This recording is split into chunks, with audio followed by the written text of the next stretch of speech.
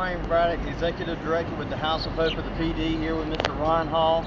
And we spent a few days together, me with Beyond and Ron. They're shooting a documentary. But I want to take a minute and tell y'all... No cash and Ron. No cash and Ron.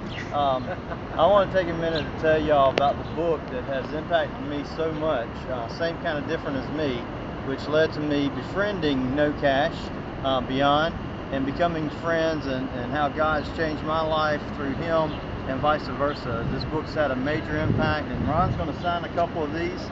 But Ron, if you could just kind of give us a brief synopsis of the book and what you see with me and Beyond, and challenge people to do the same. I want to give signed copies to people that are going to come to me and say, you know what, Bryan, I want to have the same impact that you're having. And if you give me that book, I'm going to go out and I'm going to be one-on-one with someone and befriend them. And, good. I hope we can go through. I've got boxes of these books. All right, so I wonderful. hope we go through a lot of them, because I hope that people take your challenge and your encouragement to reach out and find their own No Cash, find their own Denver. This is a true story about how a homeless man changed my life. You know, many people think that it's a story of a rich white man changing a poor African American man who couldn't read or write. That's far from the truth, because Denver is the one who became my professor, and I was a student. He taught me things that you can't learn in school. He had a wisdom beyond any man I've ever known. And so as a result of that, I gave up a very lucrative art business to become a homeless advocate. After I moved him in with me, and he lived with me after my late wife died. He moved in with me. We lived together for the next 10 years, and we traveled all across America, trying to change the way that people saw the homeless. You know, most people don't even see the homeless, or if they see them as a problem. Right. You know, but Denver told me that God saw the homeless as an opportunity for the faithful to show the love of Christ. So we began spreading that message all across America, and at the end, we raised over $100 million for the homeless in more than 400 cities across America. And you did that for us this spring when you spoke at the House of Hope. Yes, sure sir. Did. Yes. There's a lot of hope there at the House of Hope, and that's what we're here in Chicago. I mean, we've been here on the streets for 3 days now, spreading hope, sharing love and encouragement to people that have no hope or have not been encouraged in a long time. I mean, we've used No Cash to sing with us on the streets. He knows how to draw a crowd, and then we can work the crowd after we get them around us. But anyway, it's a privilege to be with you guys here and see ministry in action of what you do in Florence, South Carolina at the House of Hope. See you put it to work here in Chicago. I can't wait to come see you guys again, because I know that you will have some stories to tell. I know that's right, and I want you to sign one of those for me as well, sir.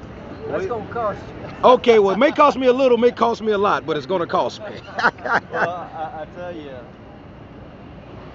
as the executive director of a homeless organization, here I am thinking that I know all there is to know about helping the homeless.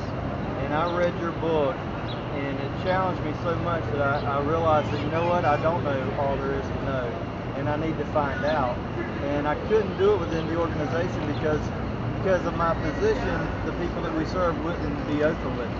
And so when Beyond called, my heart was prepped to handle that differently, and I invited him to breakfast, and I've been just like you. I've been on the receiving end of his knowledge and wisdom, and I have too. Yeah. I tell you what, just in a few days. I'm an old fool that's back in school. With No Cash, the one and only. That's baby. right. I The know. knowledge and the wisdom. He's a phony. I know about peace and love. I know that's right. He's got all the monikers down, man, just in a few Listen, days. man, he got it, man. That's my noticed mentor. One thing from the book, you were handing out dollars when you were with Denver, blessing people, and those dollars have grown to 20. So this man, he's been blessing some people. I ain't lying. And not passing a homeless person without engaging them, and just a real deal, real genuine, real authentic. So he's going to sign a couple of these books. He's also got the book, Everybody Can Help Somebody, that's geared towards children. And hey, let's get the children when they're young. I'm going to take that book and go into schools and get them to let me read to young people, and I want to read that book to them. You know, what's interesting about this book is that I wrote the story, but Denver did all of the paintings inside. This is one of Denver's paintings. All of those are his illustrations from his art. Right. And but this book came about when a little boy came up to Denver and gave him a fire truck because his mother read to him from our first book. Denver was a grown man now, but he never really had a childhood, and he never really had a toy in his whole life. And so the little boy said, I'm going to give him my red fire truck, my favorite toy. And so when the little boy did that, and he said, his mother said, when he's old enough, I want him to be able to read same kind of different as me and understand the whole story. And Denver looked at me and he said, Mr. Ron, let's write that boy a book he can read right now. And so Denver painted the illustrations for the book, and I wrote the story.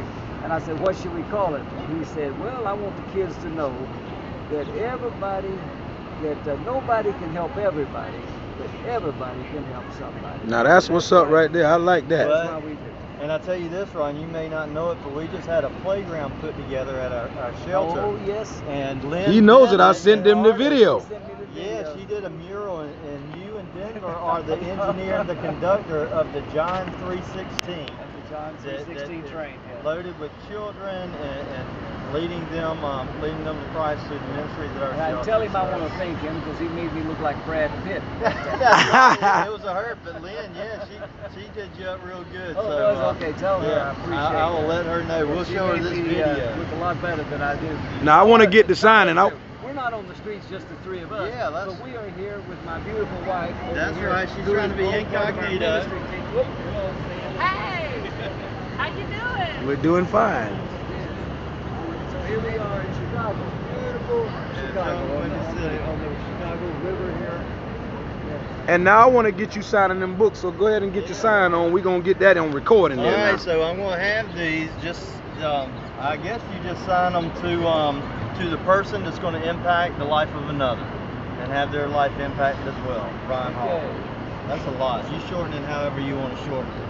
But I'm going to keep these books, and I'm going to prayerfully consider who to give them to. So they'll be in my office. Just at the say House one of right Hope. there for me, please. Alright, and then that'll be one for the person, And then one two more you. for them too. Well, that's for children's book there. But, you know, there's more where these came from. Yeah, we can get more, And I because we can't get you- them signed. Can oh, you get yeah. them signed? Oh, All right, yeah. all right. They come right from my house. They'll come right from them. You'll Yeah, send them you to could. us. That's Okay, right. say no Yes, more. That's right. So. See, I didn't get your number, Ron. Beyond kNOwcash got your number at the event, but I didn't get your number. So now y'all can exchange I'll go numbers. through the middleman. You gonna don't charge me no premium on this. No, thing, check now. this out. I'm gonna be honest with you right now. I'm gonna collect it for you. I'm gonna connect it for you right now. Y'all gonna exchange numbers today. It took you a while to get it, but I'm quite sure he don't mind you having it. You're my friend, and now you're his friend. And There you go. did that one for me right there. Okay. And I'm gonna make sure we share this video all over everywhere. And there'll be plenty more videos to come. Yes. kNOW. You think I don't know how to spell your name by now? Put that dollar sign on it. $CA$H. How about that? With a what? $CA$H. I know. There you Dollar sign. A. Dollar sign. go. There you go. There you go. H. All right.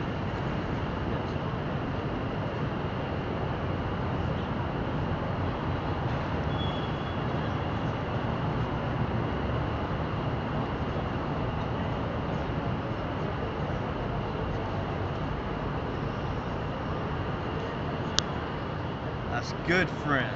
Amen. So people, y'all need to know that this is the man who wrote the book that inspired the man to meet the man, and now they're friends.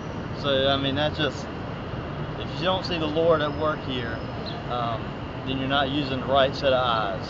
Amen. That's right. And I'm just a nobody trying to tell everybody about somebody I've heard who that can before. save everybody. I've heard that before. I think that's in the book. No, that's right. All right.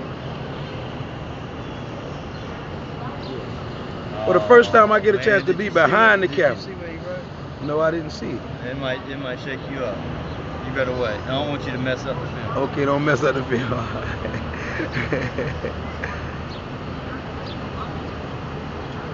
You can tell he was listening to every word you were saying.